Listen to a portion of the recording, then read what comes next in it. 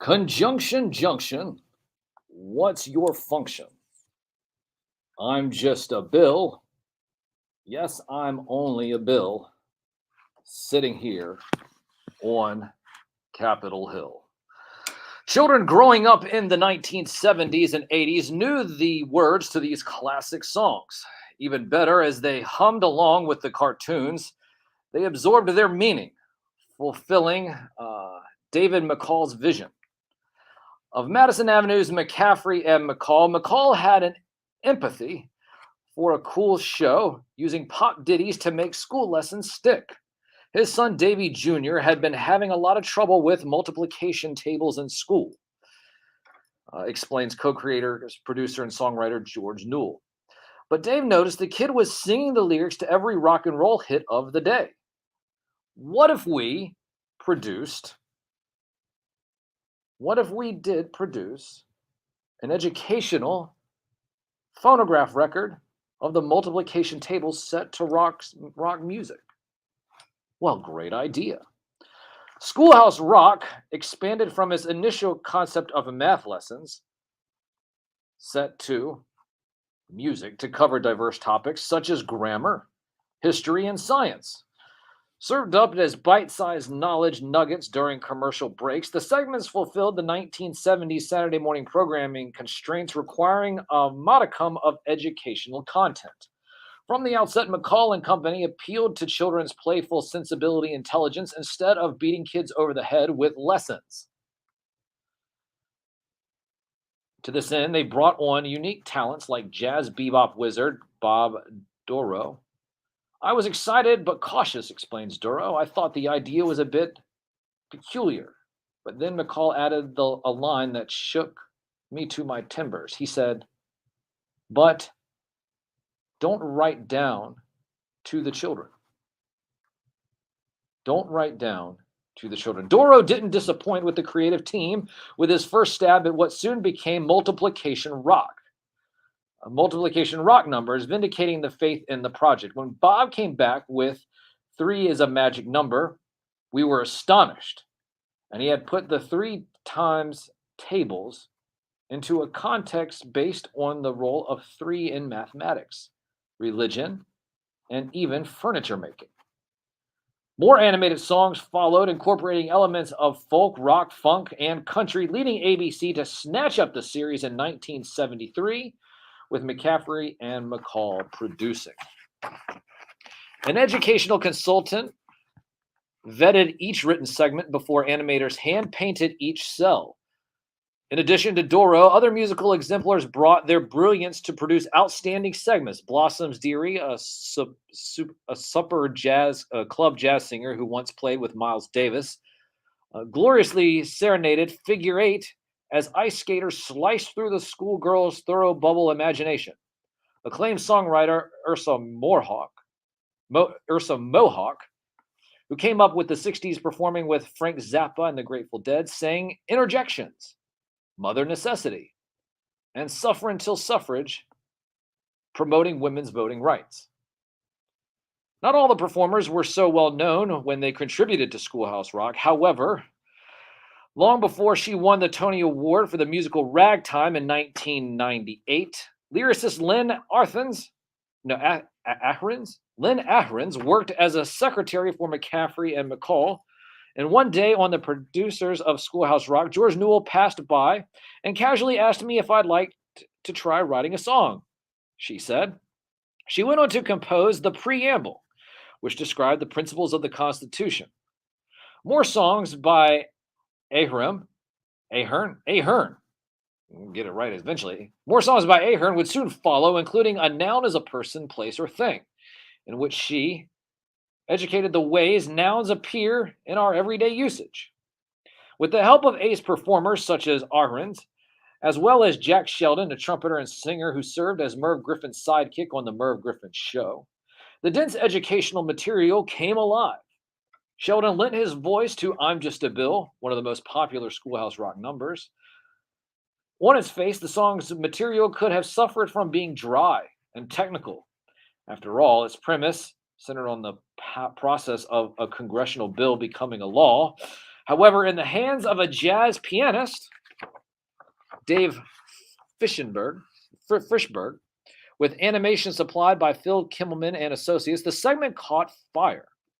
In it, the title character, a depressed scroll of paper, struggles through a legislative maze, illustrating the quagmire nature of American politics.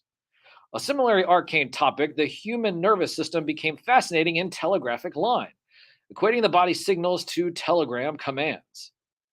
Incorporating smart writing with clever imagery and verse, McCaffrey and Call's invention did exactly what it set out to do. From the get-go, children loved Schoolhouse Rock. As a result, it lasted 12 seasons. Critics adored it too, showering the series with 4 Emmy Awards throughout the 1970s and 80s. It also didn't hurt that the U.S. bicentennial occurred in 1976, 3 years into production. Schoolhouse Rock used the occasion to unfurl patriotic fare, such as fireworks about celebrating Independence Day, and the shot heard around the world, offering a play-by-play of the war for independence. Replacing conformity and blandness with hipness and humor, backed by jazzy, funky music, Schoolhouse Rock sailed into pop culture and the notoriety for the people who watched it. After going off the air in the mid-80s, it returned the next decade as Money Rock, offering segments on budget deficit and stock exchange. In 1996, a musical adaptation entitled Schoolhouse Rock Live began performing in various cities, continuing to this day. The 2000s witnessed Earth Rock, covering climate change and carbon footprints. Related parodies and spoofs have surfaced as popular cultural references on shows such as The Simpsons, Family Guy, Jimmy Kimmel Live, in addition to a Museum of Television and Radio retrospective in 1995 commemorating the show. Various artists have covered the music, including Blind Melon, Moby, The Lemonheads, and Buffalo Tom. The fact that Schoolhouse Rock continues to reemerge in various forms throughout politics, music, entertainment is a testament to its execution and scope of purpose. A less authentic production devoid of humor and style might have died out a long time ago, forgotten in the annals of cartoon history.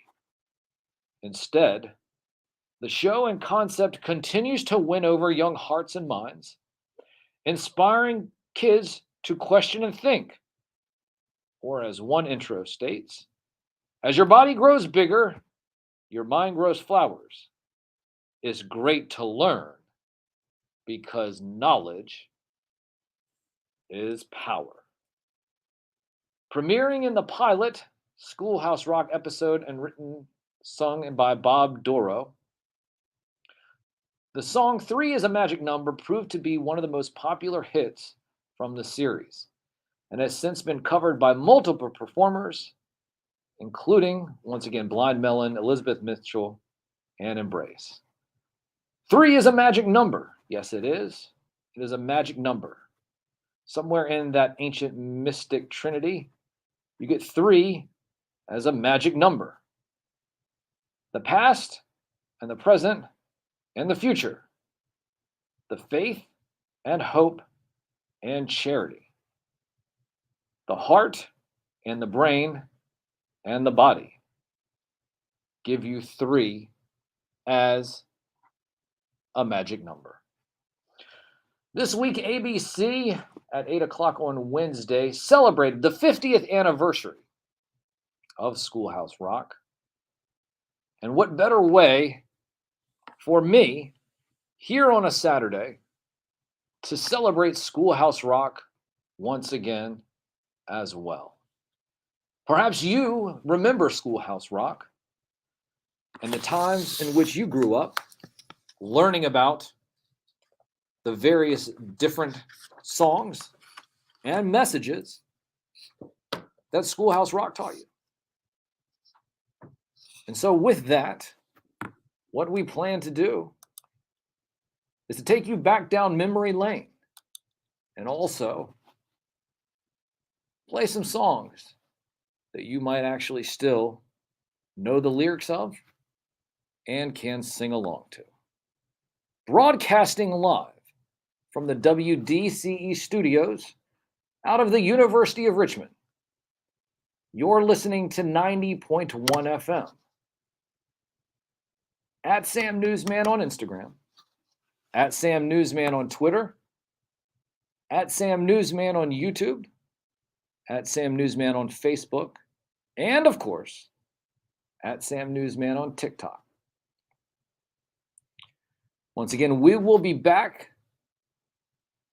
for our final segment on just what we learned today after we listen to some of these songs, which will take you down memory lane here on the only radio show dedicated to the magic and nostalgia of Saturday morning, hosted by me, a real puppet.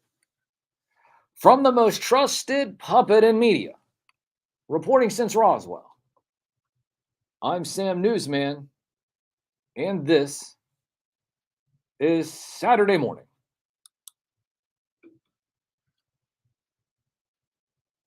As your body moves in, your mind goes forward. It's great to learn, 'cause knowledge is power. It's Schoolhouse Rocket, a chip on the block of your favorite